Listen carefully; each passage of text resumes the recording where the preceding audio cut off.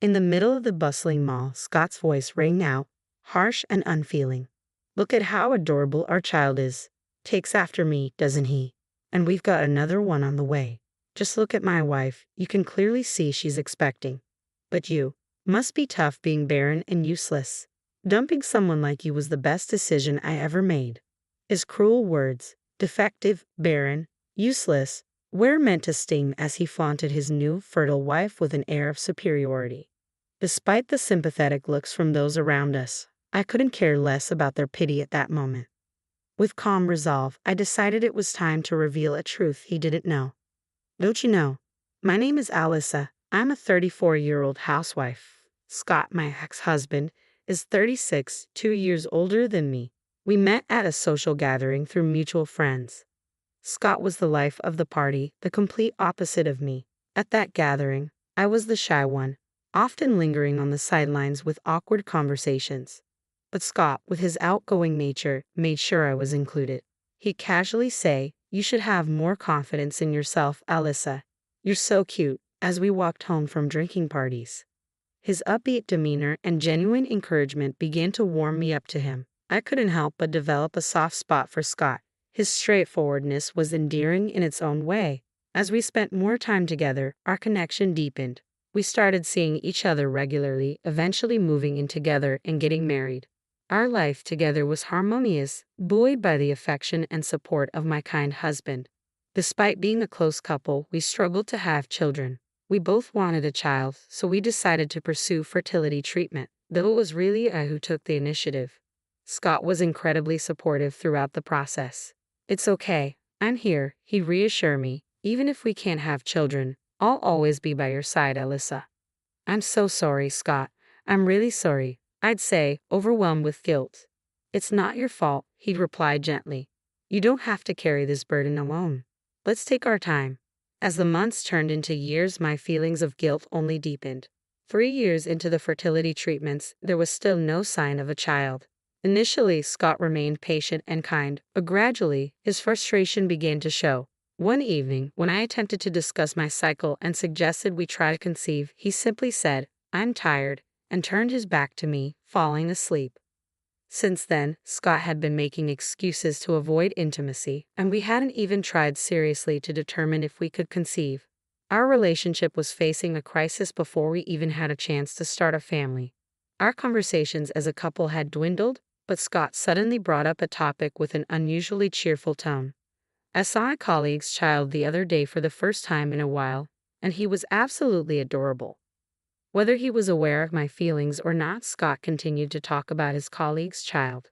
"Oh, really? I wonder when I'll get to see my own child," I responded, trying to keep my voice steady. Scott's response was tinged with sarcasm, and he began to blame me as if he were a judgmental mother-in-law. "Yeah, but with how things have been lately, I doubt you have a better chance of conceiving." Feeling guilty, I hesitantly tried to address the issue with Scott, but he quickly shot back, "What?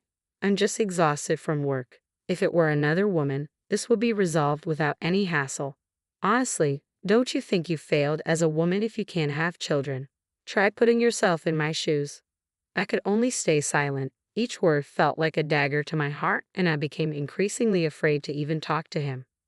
A week later, after finishing my usual examination and treatment at the hospital, I went home determined that this would be my final attempt. When Scott came home, I gathered the courage to speak with him. "Can we talk for a moment?" I asked. "What's up?" he replied, sounding indifferent. "The doctor suggested it might be helpful for you to get checked as well. Would you be willing to go together?" "What? You think there's something wrong with me?" "That's impossible." "But I heard it's uncommon for husbands not to get tested. Can you please do it?" I asked, summoning all my courage. Even as I pleaded again, Scott's response was harsh. "Are you serious? I've put up with you, someone who lacks charm, and now you want more cooperation from me, trying to blame me for your inability to have children. You're the worst. I just want a child of my own, one that doesn't have to be with you. Do you understand?" His words cut deep, as if saying that my inability to conceive made me a failure as a wife. I was stunned into silence by the shock. All the housework and fertility treatments had been for us, my sacrifices for our existing family and our hopes for the future. But when he criticized me for lacking charm, it was the last straw. My patience, which I had barely managed to hold on to, finally broke. A few days later, Scott casually dropped a bombshell. The other woman is pregnant. Honestly, nothing's happening with us, so I'm going to be with her. It turned out his mistress was a college student and she was expecting his child. It seemed any man would prefer a partner who could give him a child without hesitation, even if it meant belittling me. Though it was infuriating, reflecting on his words, it felt like he had been subtly declaring his affair all along. With a mix of resignation and clarity, I signed the divorce papers Scott had left on the table and submitted them to City Hall. The day after the divorce was finalized, I could have sought damages for Scott's infidelity, but I was still troubled by the childless aspect of our marriage. After consulting with a lawyer, I decided to forego claiming damages in exchange for Scott agreeing to undergo a fertility test. It was my way of getting some measure of retribution. A few days later, I shared my decision with my parents at home. Instead of feeling upset, I was more consumed by anger and regret for not ending things with Scott sooner. My time with him felt like a waste, and my friends encouraged me to embrace a fresh start. 2 years after the divorce, I ran into Scott while shopping at a mall. He was with his new wife, a former college student, and their child. Given that we lived in the countryside, it wasn't surprising to run into each other in a place like this. "Oh, it's been a while. How are you?" Scott said, attempting a casual tone. "Hi," I responded, feeling a mix of emotions.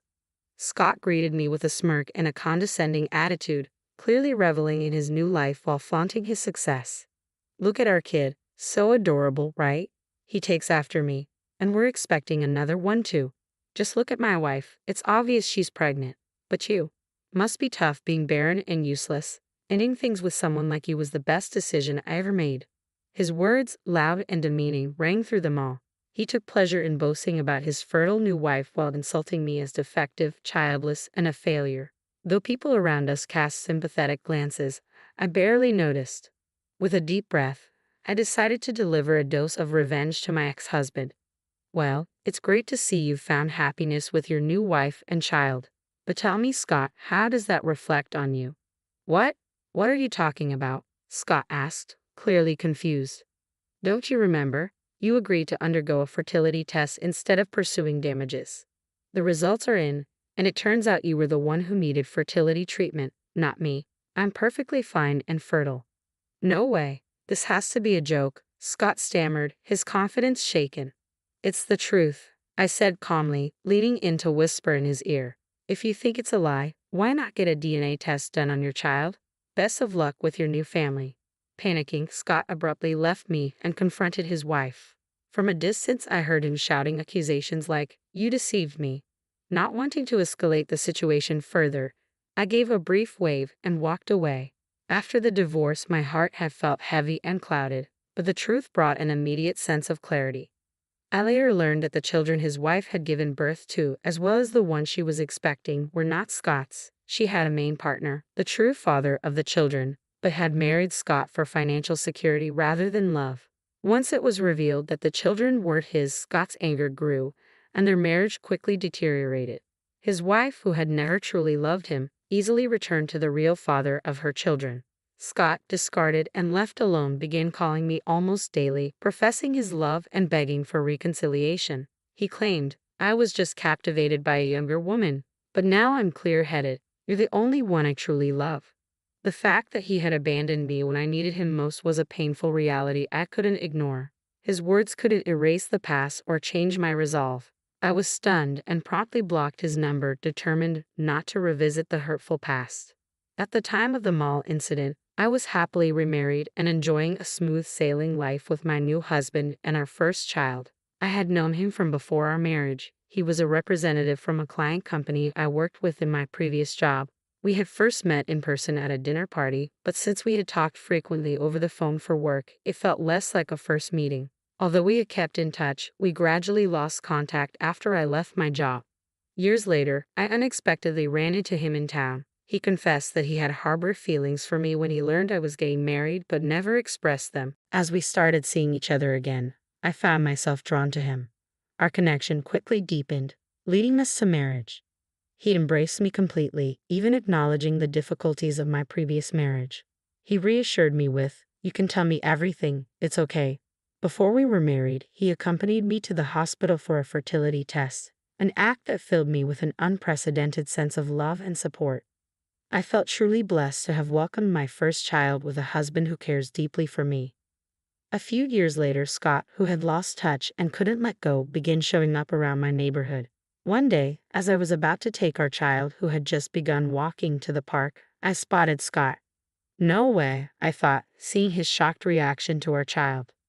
Scott seemed unable to accept the truth of his infertility and was still under the mistaken belief that I was the one who was infertile. From that day on, whenever he saw us, he began insisting that we weren't actually infertile and that the child must have been conceived before our divorce.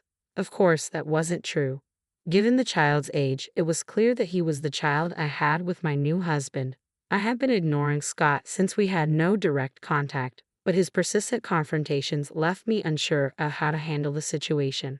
My husband took charge and said firmly, "This child is ours, genuinely. I had a DNA test done because you kept stalking us. Here's the proof. Please stay away from our home." He handed the results to Scott, effectively driving him away. I felt a pang of guilt for causing trouble for my family, as Scott had no place in our current lives. But after sending Scott away, my husband silently held my hand and our child's hand. Though no words were spoken, his support was more than enough. Once our child started attending daycare, Scott, unable to get near our house, began loitering around the daycare when my husband wasn't there. I stayed vigilant, and with the support of the Parents Association and daycare staff, we managed to keep things under control for a while. However, when Scott eventually forced his way into the daycare, we immediately reported him. His presence posed a threat to the children, and the police took him into custody. Despite being restrained by the officers, Scott continued to shout his baseless claim, "That's my child.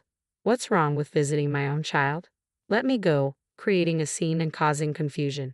Unfortunately, Scott's boss had a child attending the same daycare as mine, so the incident quickly became known. As a result, Scott was ostracized at work. He was given no tasks and spent his days idle. Despite this, he desperately tried to cling to his job, making increasingly unseemly excuses and shouting, "There's no way I'm infertile. I do have my own child." Ultimately, his outbursts led to his dismissal, as was to be expected. Left without a job and no family to turn to, Scott returned to his parents' house, living a quiet and subdued life. However, rumors soon began to circulate among the neighbors about the man who had been involved in a police incident and had no children. He became the subject of scorn and was widely looked down upon. Without a job and unable to have children, finding a new partner was likely to be a challenge for Scott. The stigma of being childless hit him hard, leaving a deep wound. His parents, possibly concerned about the neighborhood's gossip, seemed to confine him at home, cutting off any remaining chance he had of starting a family. For us, the knowledge that Scott was essentially sidelined brought a sense of relief.